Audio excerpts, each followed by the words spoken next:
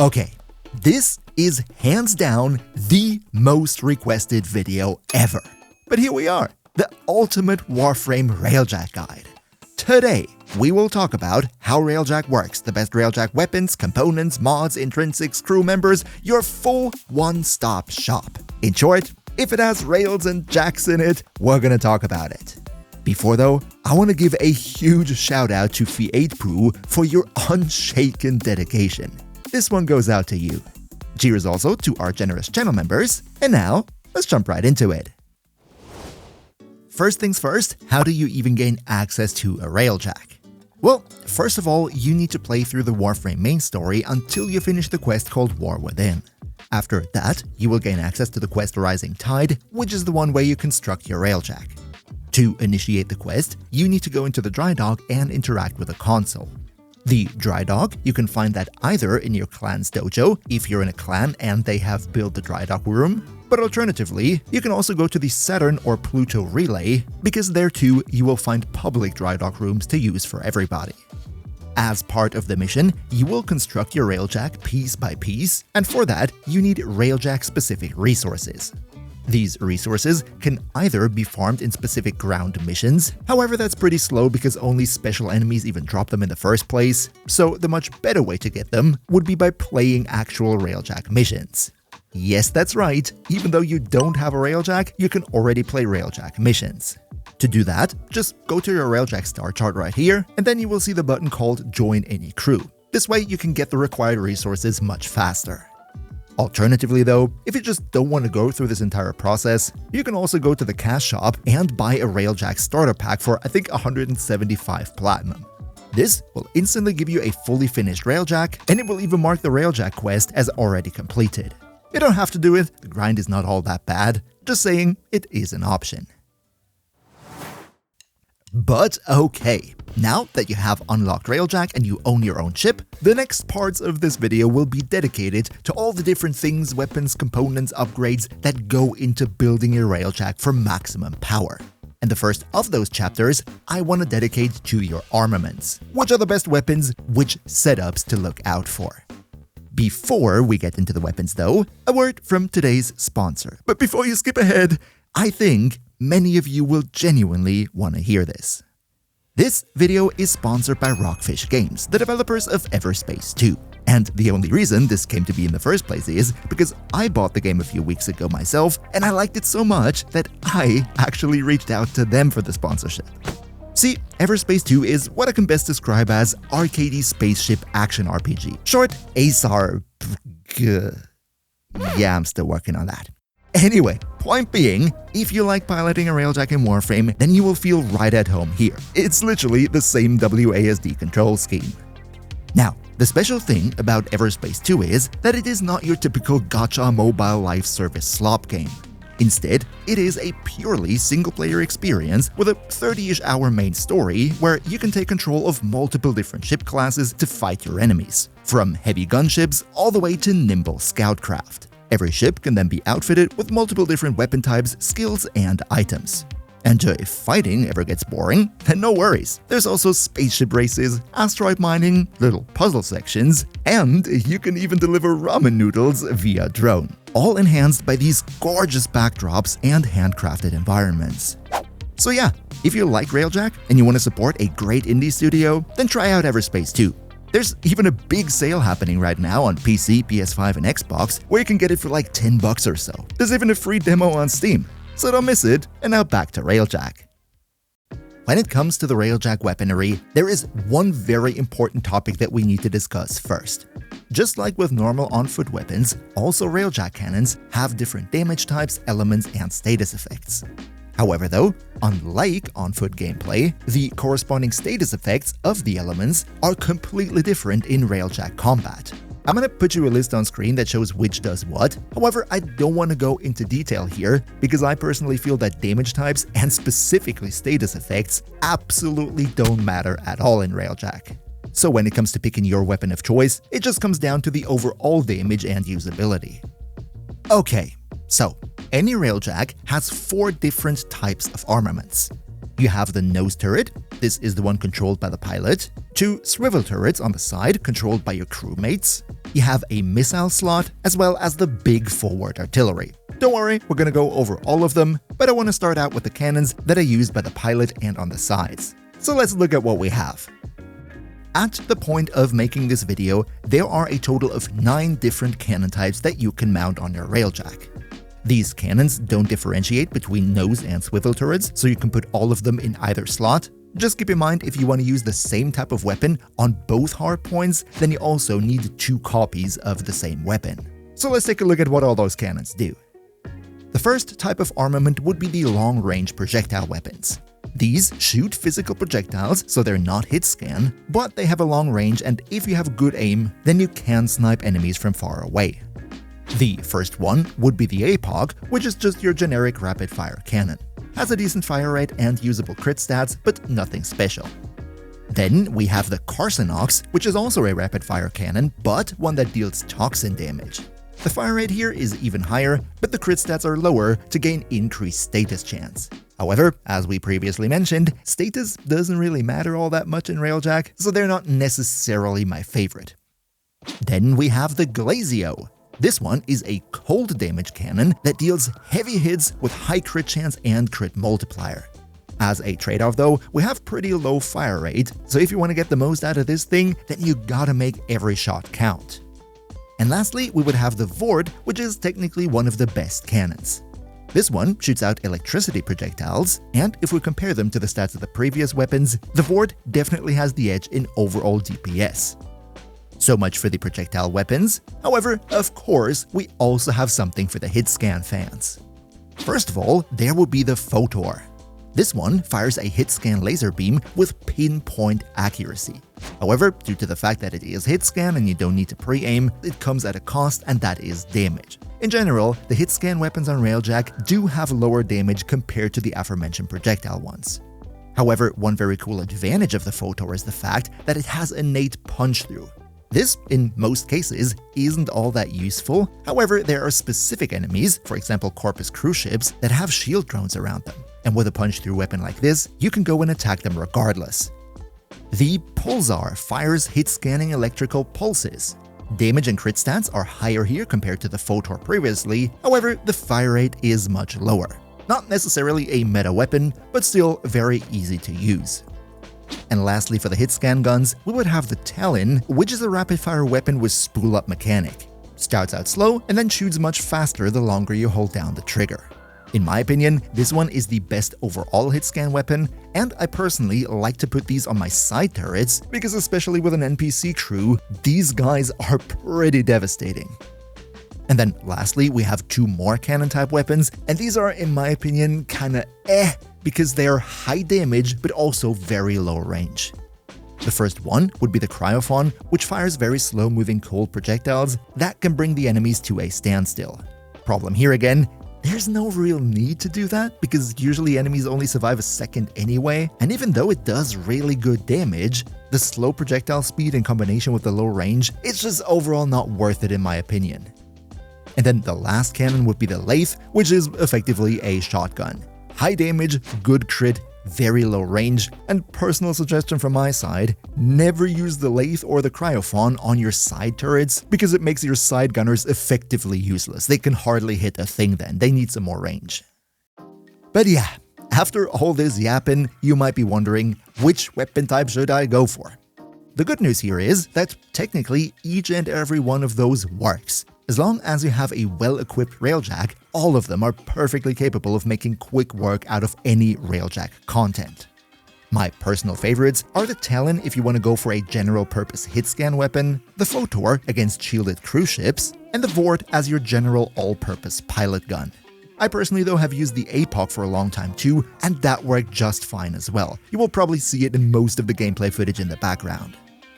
But now you're probably wondering, how do I get access to those weapons? Well, first of all, the base variants of most of those guns are available through research in your dry dock. There is one console that you see in the background right here as well, where if you interact with it, you have research options for all those weapons in a tier 1, 2, and 3 variant. Not everyone though. The newer Corpus models, they can only be acquired by playing Corpus Railjack missions. The higher the tier, the more damage the weapon does. However though, these research variants are only the base variants of the guns. Beyond that though, there are 3 specific sub-variants for each. See, in Railjack in general, there are 3 quote-unquote manufacturers for Railjack weapons and components. Those are called Laven, Vidar, and Zetki.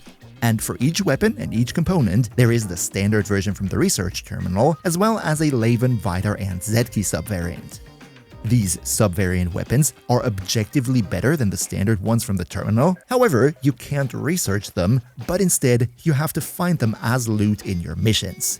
The higher the mission level, the higher the tier of those weapons, and in case you're wondering how to find them, these ones are the purple drops that occasionally happen during the mission. If you see one on the radar, definitely go over there and pick them up. Once you've gotten one of them though, you can't directly install it on your Railjack because what you pick up in the mission is initially classified as wreckage. You can see all your wreckage weapons and components in this interface right here, and if you want to make it usable for your Railjack, then you need to first invest some resources and time to repair it. But yeah, I can already hear you, this is a whole lot of input. So let's break it down very simple and easy so you know exactly what to look out for. The 3 manufacturers, Laven, Vidar, and Zetki, bring different qualities to their respective weapons. The Laven weapons have a little bit more damage, but mainly increased status chance. Vidar has the same damage, but much more crit. And then to make it very simple, Zetki is the objectively best type of weapon, because they do not only much more damage, but also have increased crit and/or status chance. They're literally better across the board than everything else. Only downside for them is that they overheat faster, so you can't hold the trigger down as long as with the other ones. However, practically that's not really an issue in the missions, and later on you also gain specific skills that help with weapon heat accumulation and stuff.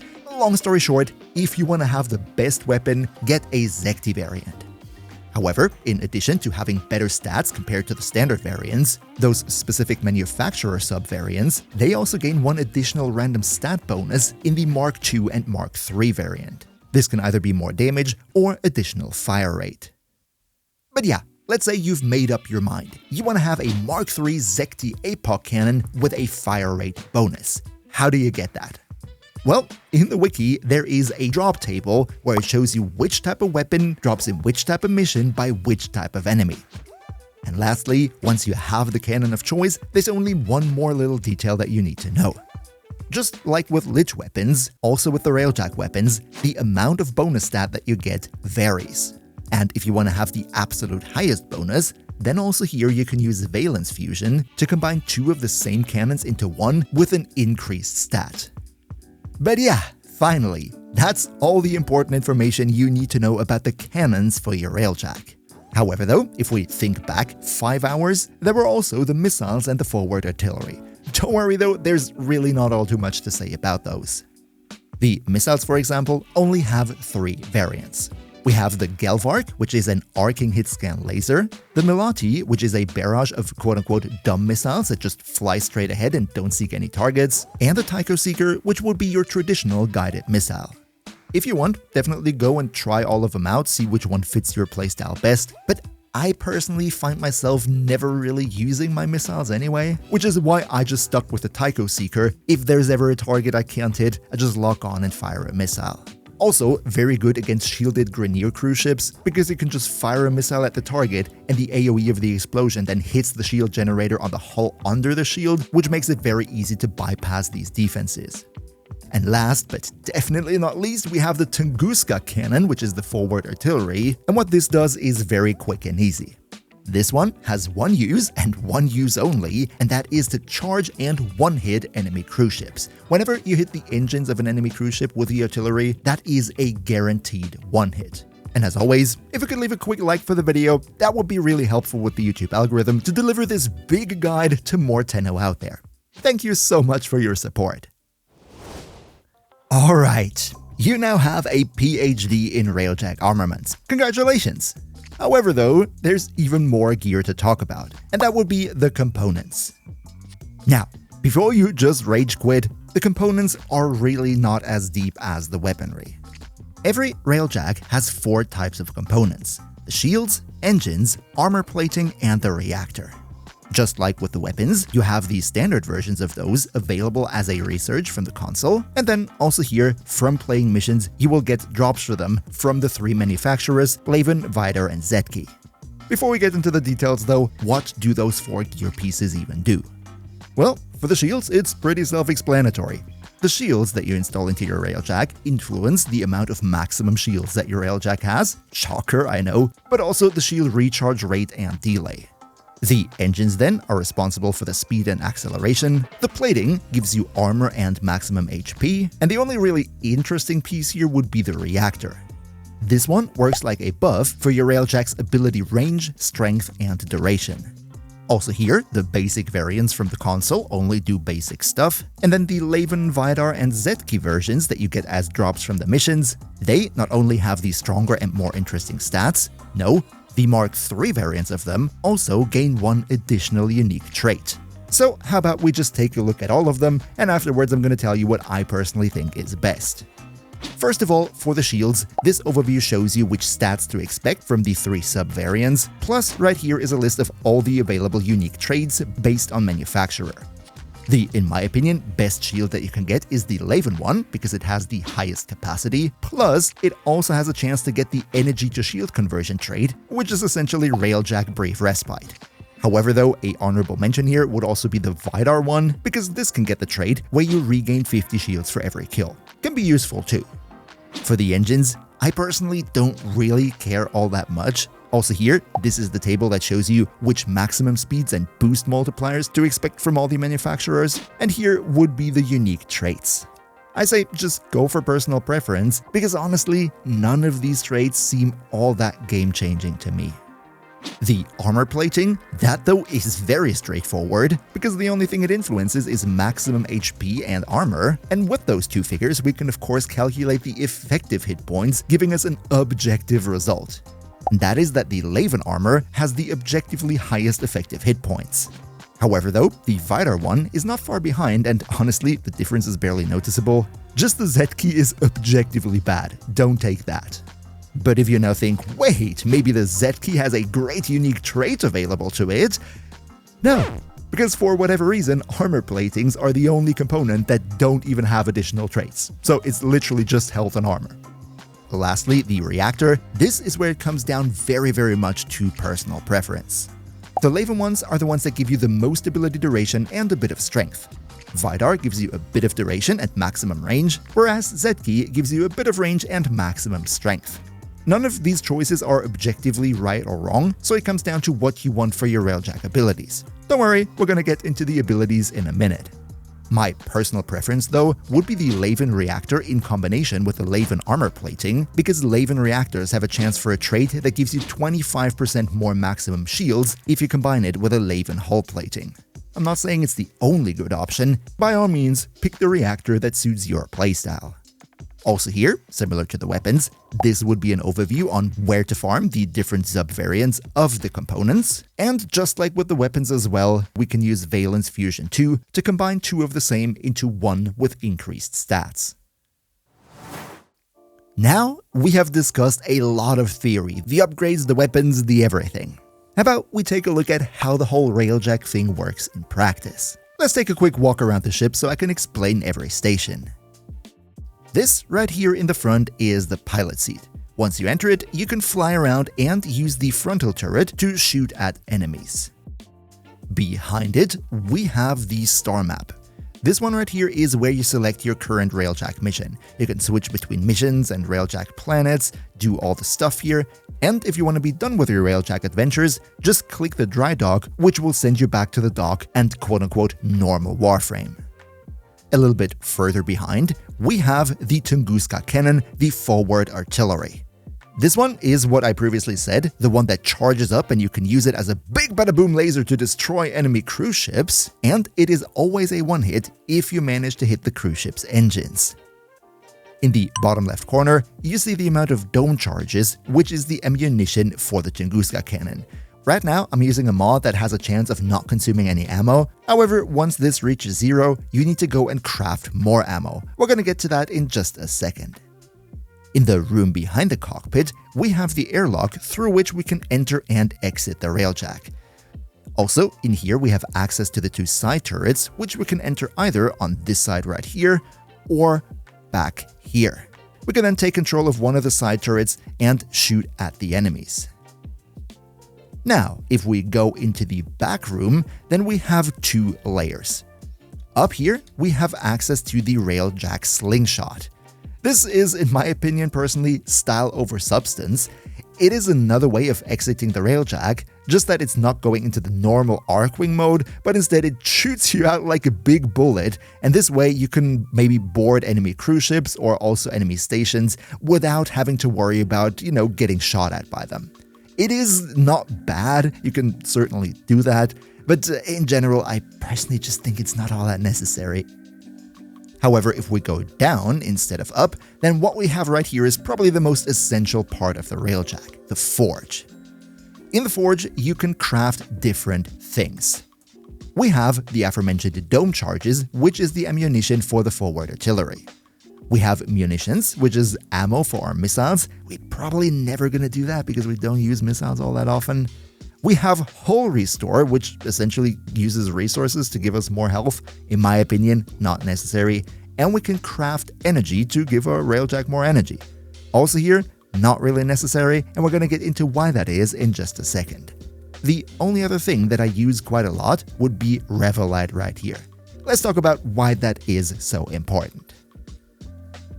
See, whenever your Railjack takes damage or maybe even loses health completely, you will have either little hazards somewhere in the interior or even a big hull breach. The way that you can fix those is with this tool right here. That's the Omni tool, and it's an inventory item that you can use while you are in Railjack mode. This Omni tool is fueled with Revelite, the resources that you can craft down there, and what you do is you walk up to the hull breach and then you just fix it by shooting Revelite at it. So that's why you ideally always want to have your Revelite full. But now let's quickly go back to the pilot seat, because there's some more that I want to show you. In the bottom left corner, you have the ammunition for your missiles and also the cooldown that they are currently on, followed by the turret heat meter. If you just continue shooting, then you will see the heat meter will go up, and once it is fully overheated, you need to wait until it goes all the way back down. On the bottom right side then, we have the energy of our Railjack and also the 3 skills that we can equip. We're gonna go over what these skills do in the next chapter. The more important thing that I wanted to mention here is that the Railjack energy, that is something that you actually don't really have to craft in the back right there, because Railjacks and Warframes share energy. If I now go and place an energy squad restore, then you will see my Inaros is gaining energy. But if I now pilot the Railjack, you will see that also my Railjack has gained energy, and as my Inaros gains energy, so will the Railjack. This is incredibly convenient because what you can do is just use a Warframe or a Valence Fusion like Protea's Dispensary, and then you will never run out of energy and you can just spam your Railjack skills all day long. And last, but definitely not least, we have the tactical interface, which we can open up with L. This right here is where we can access our tactical skills and generally manage our onboard systems and stuff. But now that you know about all the components you can install into a Railjack, plus how the whole thing plays out in practice, let us talk about mods and Railjack builds. See, unlike weapons or Warframes, Railjacks don't only have one modding interface, they actually have 3. The integrated page, battle, as well as tactical. Don't worry though, it sounds more complicated than it is. The quote-unquote main mod page would be the integrated one. This is comparable to how you do a Warframe build. In the battle page, you basically mod skills onto the Railjack. Those are the ones that you use in combat against your enemies. And then the tactical page is sort of a second skill page. However, the skills that you can put in here are focused on managing your onboard systems, like for example reduce forge cooldown, freeze boarding parties on your Railjack, and so on and so forth. How about though we start out with the main build? First of all, in the Aura slot, my personal preference is Ironclad Matrix, massively boosting your hull, your armor, as well as maximum shields and shield recharge. This one right here, in combination with good components, makes you very, very tanky. I love it. However, another viable option in my opinion would also be Onslaught Matrix, which is generally the more offensive way to go.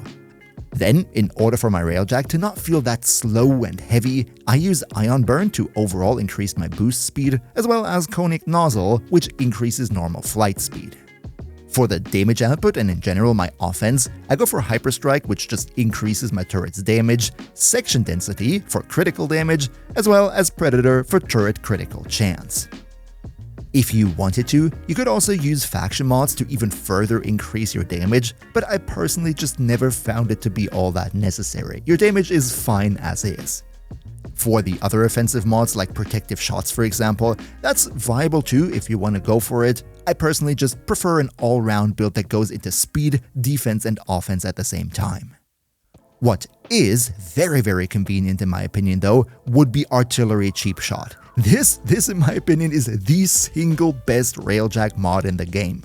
Remember the forward artillery? You know, the one that we use to destroy the enemy cruise ships? With this one though, for each shot that you fire, you have a 60% chance to not consume any ammo. This is ridiculously overpowered and a very great time save, because for me it very often happens that I go into a mission that has like 6 cruise ships or something, and I manage to take all of them out without ever having to craft a single dome charge. Then another favorite of mine is Fortifying Fire. On critical hit, replenish 3% of your shields. This is also very amazing for your defenses, making it so that your shield gets constantly replenished. And lastly, I went for Revo Reducer, which reduces the Omni Revolite consumption of my multi-tool, and that is just very convenient for sealing off breaches. Let's now though get into the battle page. Here we can pick a defensive, an offensive, and a super ability. Now, which one you use in which slot, that's completely personal preference, so what I'm about to say right now is only my personal view. For the defense, I prefer the Blackout Pulse. Just switching off all the enemies around me, that sounds quite nice. And to be honest, the other ones, I'm not the biggest fan. For the offense though, I have a definite favorite, and that would be Tether. It is just amazing how convenient it is to shoot this projectile. It lashes onto all the enemies and clumps them up into one big blob. The other two ones, I'm personally not the biggest fan because I feel they depend too much on where you stand compared to the ships that are flying around you. And for the super as well, I do have a definite favorite, and that would be Seeker Volley. This one is specifically great in combination with Tether, because what Seeker Volley does is it fires a volley of homing missiles, which is very cool if all the enemies are clumped up in front of you. It's one big bada boom, and you can cause a lot of damage with it. However though, the other two in my opinion are also viable. If you like to fight with cannons more, then Phoenix Blaze is great. It just supercharges your cannon. Just go for whatever you like. And finally, when we come to the tactical applications, I gotta apologize because I don't even have every single mod. Let's go over them regardless though. In the defensive slot, I personally went for Intruder Stasis. Usually intruders don't even manage to board my Railjack, but if they do, then this one is very convenient. Alternatively though, Breach Quanta is also pretty cool because it gives you that extra bit of additional time to steal a fatal hull breach. In the offensive slot, I personally prefer Death Blossom over Battle Stations. Battle Stations just increases your damage, and your damage is already high enough, so I'm not the biggest fan. However, Death Blossom, this one removes turret cooldowns, and I find that very great because, as we said previously, the Zetki turrets are the best in the game, but they have quite the heat accumulation. But with this one, we can just disable the turret cooldowns, so that is very nice. And then finally, the super ability. I personally went for Battle Forge because it allows me to use the Forge more often. However, if you prefer speed in your Railjack missions, then Flow Burn is definitely the one to pick.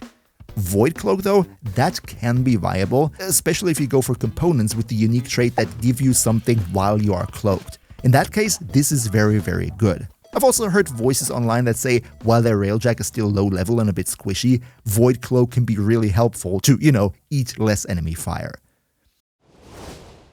With the build now done though, we need to talk about another very important mechanic when it comes to Railjack, and that would be your intrinsics. Now, first things first, what even are intrinsics? Intrinsics are essentially different skill trees that you have for different aspects of your Railjack. Each and every one of those skill trees has 10 levels that you can unlock, and they will give you a bunch of useful perks for all sides and aspects of the game mode. Which ones you personally like and want to focus on, that's of course up to you, but just to give you some orientation, let's quickly go over what all of these do, and then I'm going to give you some personal preferences on what I think is a good order to focus on. These right here would be the 5 intrinsic skill trees that we have. In order to unlock the skills, you need to invest the intrinsics, and the further you get down the tree, the more costly it will be to unlock the next level. Don't worry though, we're going to talk about how to farm those intrinsics to unlock the trees in just a minute. For now though, let's take a look at what these do. The tactical tree is mainly focused on giving you perks regarding the tactical overlay that we just quickly looked at. The first level here allows us to use the tactical mods in the first place. Rank 2 then, only really important if you play with other players because it allows you to use the abilities of other warframes and follow them with the camera. Rank 3 allows you to teleport throughout the vessel. Rank 4 though, that's a very good one because it allows you to equip your Omni tool from wherever you are in the Railjack mission, and then it will instantly teleport you back on board your Railjack. That saves time and is generally a great rank to have. Rank 5 allows you to deploy Necromechs. 6 is pretty cool because it means lower energy consumption by your battle mods, aka your skills. This one here is less cooldown on the tactical mods, also nice to have. Rank 8 lets you zip around with the Arcwing more. Rank 9 reduces tactical mod cooldown even further. And number 10 lets you warp from the ship to any crew member. If you ask me, overall, I'm not the biggest fan of the tactical tree, so I think it is fine for the time being to just level it up to rank 4 or 5 and spare the rest for later when you have more intrinsics available. However, piloting, that is where it gets important. Level 1, you can hold shift to boost the engine. Yes, that is pretty good. Level 2, you can use shift to burst into a direction to sort of evade enemy fire, also nice to have. Rank 3, I'm not sure how great it is. If you use the rank 2 maneuver, it sort of makes it that lock-on missiles can't lock on anymore. The loot pickup radius while boosting is very nice to have too. And Ram Jammer, that is super convenient because it gives you a chance that the ram sleds, that deploy boarding parties on your Railjack, that they're just not gonna hit you. That is very great. Necromech movement speed is kinda though.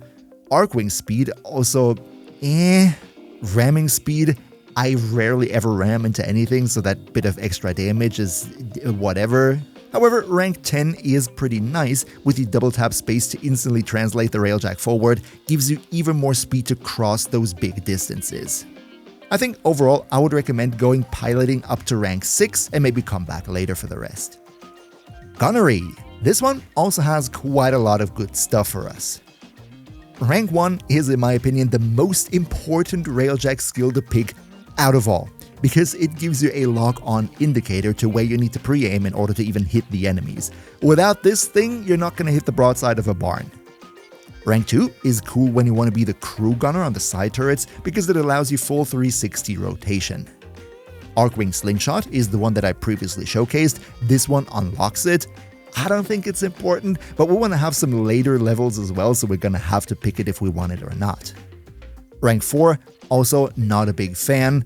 Rank 5, also not a big fan. Rank 6 though, that is very good because it means that your turrets don't overheat as quickly. Rank 7 then further amplifies this, so that's also great to have. Rank 8 then has to do with Arcwing again, so not the biggest fan. However, rank 9 is ridiculously powerful. You can now use a reload when the weapons are overheated, and that will just instantly cool them down in like half a second. Especially if you use the strongest type of weapon, the Zetki ones that overheat quicker, we talked about it earlier. This is the big thing that makes Zetki the objectively right choice, because overheat just is not a problem anymore. And then rank 9, turret aim will snap to lead indicator for 3 seconds. I think that's pretty cool, but I also think with good crew members, that we're going to talk about in a second, you as a pilot, you're not really shooting all too much with your guns, necessarily. But yeah, with the gunnery, I would say get the first one as quickly as you can, also the second one. After that, focus on other trees again, and if you have a lot of intrinsics to spare, then you're gonna max it out because rank 9 is really strong. Engineering. This one will keep you alive. Rank 1, fast repairs. Yes, please. Rank 2, decrease cooldown for air support charges, also pretty nice. Replenish combat ordnance while deployed, that's pretty cool because that means you don't have to constantly craft ammunitions. Rank 4, very important in high cruise ship scenarios because this one allows you to craft ammunition for your forward artillery in the first place. Rank 5 though, increase forge yields. It's cool, but not game-breaking. Also, rank 6, the processing speed, cool but not game-breaking.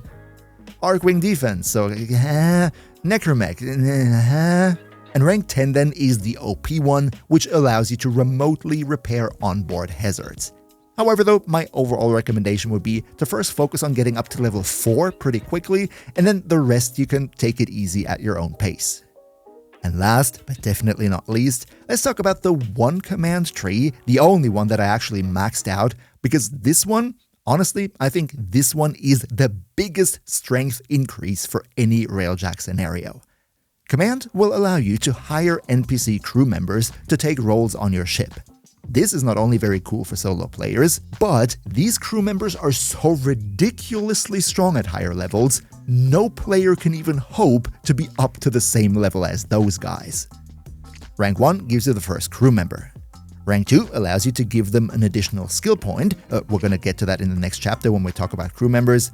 Rank 3, you get the second crew member. Rank 4, you get another skill point. Third crew member, third skill point. Rank 7 is cool because it allows you to redistribute the skill points. Rank 8 is pretty cool, but also in my opinion, style over substance. It allows you to take your converted liches and use them as onboard crew members. Problem here is they can only work as a defender when you get boarded. It is cool, it is stylish, but honestly you don't get boarded all too much, so it's also kind of pointless in my opinion. Rank 9 though, that is very cool because it makes that one of your crew members can be your on-call crew. We're going to talk more about that in the next chapter, but essentially it means you can summon them in normal missions to fight alongside you. And then rank 10, that one is also very, very strong because it now allows you to get elite crew members, which are even stronger than the normal crew members. Overall, I think crew is so overpowered, and we're going to get into that in the next chapter. But if you're on a budget, I say you should at least have 2 crew members, because having 2 crew members to man both of your side turrets, that is going to give you so much damage output, it's amazing.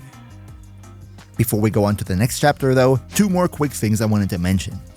First of all, your intrinsic level decides on which planets in Railjack you can even play. Higher level planets demand that you have a certain level in your intrinsic skill trees.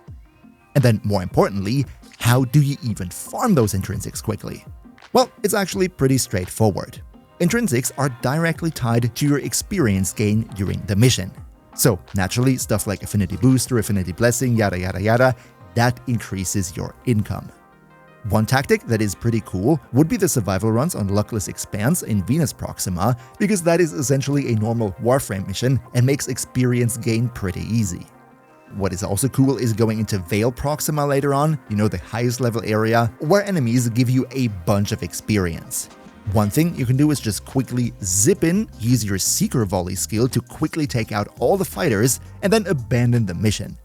Alternatively though, if you want to play the mission completely, make sure that whenever you're up against a cruise ship, don't just outright blow it up, shoot yourself on board of the cruise ship because there are foot enemies that give a lot of experience as well. Bonus points if you manage to stealth kill them, because yes, the up to 500% stealth kill affinity bonus, that also contributes towards your intrinsics. And last, but definitely not least, we have another very important chapter, and that would be your NPC crewmates. These, in my opinion, are the biggest power boost to any Railjack player. Here's what you need to know. As we previously mentioned, in order to even be able to have an NPC crew, you need to level up your command intrinsics. The higher your command level is, the more NPC crew you can have. In order to hire crew members in the first place, what you need to do is go to Fortuna and talk to Ticker. In Ticker's shop then, you will find a rotating inventory of randomly generated crew members, which are generally part of one of the 6 main syndicates. And here comes a very neat little feature. Based on how good or bad your standing with the respective syndicate is, the purchase price for the crew member will either be relatively high or pretty cheap. It should be said though that the syndicate affiliation of the crew members is purely cosmetic and has no influence on the actual stats. But what do these crew members do now? See, at the point of making this video, there are 4 roles that crew members can fill. They can be a defender, in which case they're going to prioritize running around the ship and attacking boarding parties if they ever even make it onto your Railjack. We have the pilot, who's going to focus on piloting the Railjack in the pilot seat whenever you are not on board. Up next, we would have the gunner, which is, in my opinion, the single most overpowered thing in the entirety of Railjack. Gunners, as the name suggests, will man your side turrets and shoot at the enemies. And let me tell you, if you have good gunners, these guys have such an aimbot level of precision, it is absolutely crazy. The game basically plays itself. You just drive them around to where they should be. It's literally the space version of Collateral with Tom Cruise. And yeah, if you remember that movie, then you're old, like me. It's a good movie though. And then lastly, we would have the engineer. This role is also pretty helpful. What they do is, they run around the ship, and whenever there is a hull breach or a fire, then they will go with the Omni-tool and extinguish that for you. You can, of course, go and decide which roles you want to have for your ship, but if you want to hear my personal suggestion, then I think the best way to go is to have 2 very good gunners, because they will take care of all the fighters in no time, and then the third member will be an engineer to patch up your ship. However though, how well a crew member can perform these different roles depends on the crew member's stats. Every crew member has 5 different stats called piloting, gunnery, repair, and then combat and endurance. The first 3 are pretty obvious. Piloting makes them a better pilot and makes them fly the Railjack faster. Gunnery gives them more accuracy and the overheating takes longer. Repair gives them, better repair skill. And then combat and endurance are basically 2 sides of the same coin. Combat gives them more damage when firing weapons, and endurance gives them more maximum health and shields. If you ask me, then the best way to go is give your 2 gunners the best gunnery skill possible, and then invest the rest into endurance so that they don't instantly die in case you get boarded. And then for the repair dude, you give him maximum repair and also the rest into endurance. One quick thing that I wanted to mention though is that these crew members are quite customizable. It's not just the visual though, because you can also equip them with one of your weapons. That's right, you can give them whatever you have to spare in your arsenal. And the cool thing is that compared to Warframe Spectres, which basically don't care about your builds, your crew members are actually going to use the weapon the way you build them. To be 100% honest here though, this is actually a huge can of worms because there are so many inconsistencies and unknowns here as to which mods and arcanes and weapons and weapon effects can be used by the crewmate and which can't. So if you really want to go down that rabbit hole, I would highly recommend you check out the wiki article for the on-call crewmate. For the sake of this video though, because it is already a bazillion hours long, I'm just gonna skip over it. What is important though is one last thing that I want to mention here, and that would be elite crew members. Once you hit command level 10 with your intrinsics, you will have the option to hire elite crew members. These have better stats than their normal counterparts, and they also get a random unique trait. These right here are all the available traits, and in my opinion, the ideal ones would be to have 50% more damage to Z-key turrets for your gunner, because Z-key turrets are the best and you're probably gonna have them. And for the endurance, I like the protective shield because it gives them that extra bit of survivability. And now also check out my Ultimate 2026 Warframe tier list right here.